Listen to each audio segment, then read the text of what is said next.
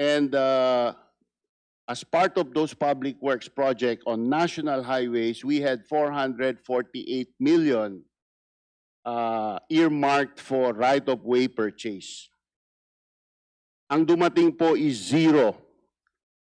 Ibig sabihin, lahat po ng infrastructure project sa distrito namin, technically, canceled. Kasi kung walang right-of-way, paano gagawin yung project? So, ang sabi sa akin, ang remedyo po dyan is unprogrammed funds. Paano po, how does that work? So, if we do not come up with these unprogrammed funds, what will be accomplished in my district for 2024? We requested the secretary of the DPWH for at least 317 million, which is way below what was allocated in what was requested in last year's budget, in this year's budget. So, how is this forthcoming po? Itong 317 million. Who can answer this, Madam Chair? Tekmina.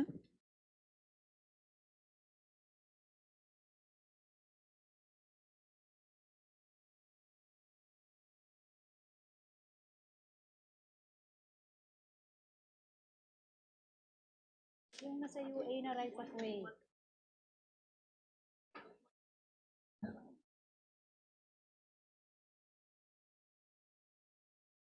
Meron po. Pag ano na. Nasa ano. 1.680 na. Yung medyo mas maliit. Ano?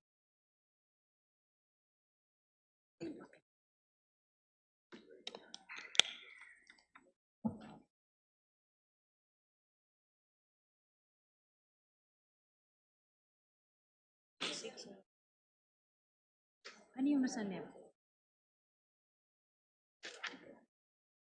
Ano yan? Bawasan, di ba?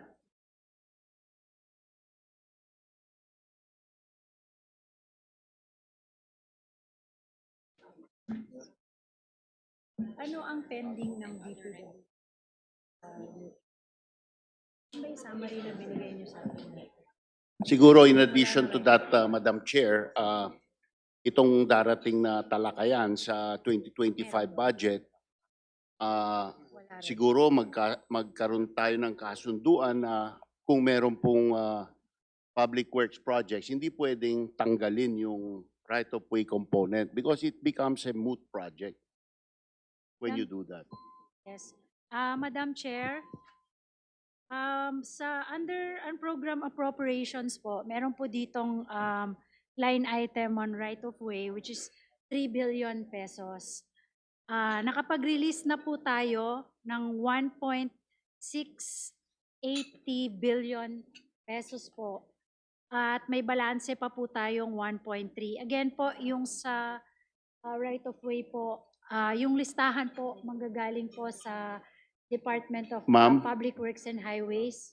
Ma'am Secretary, can I have your assurance that these public works projects in my district will be funded for right-of-way for 2024?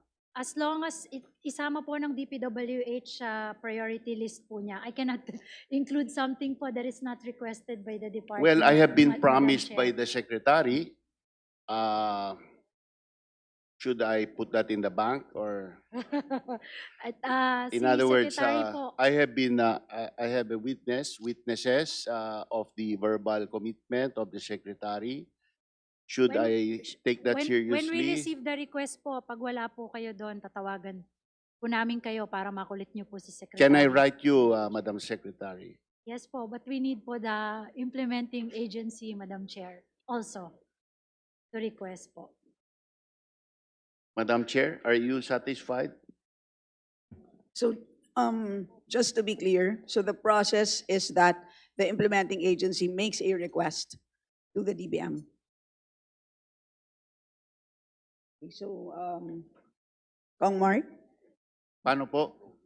the DPWH must make a request We have been to given the the commitment DBM. that the request has been made.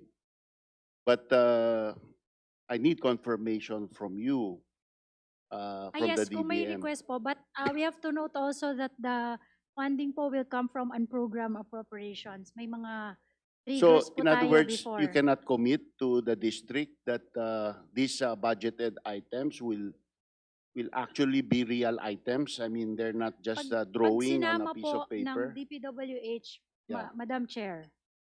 So again, to be clear, so first, DPWH writes to the DBM, and then obviously, by definition, there is a trigger, which is excess revenues, and so the DOF will then have to make a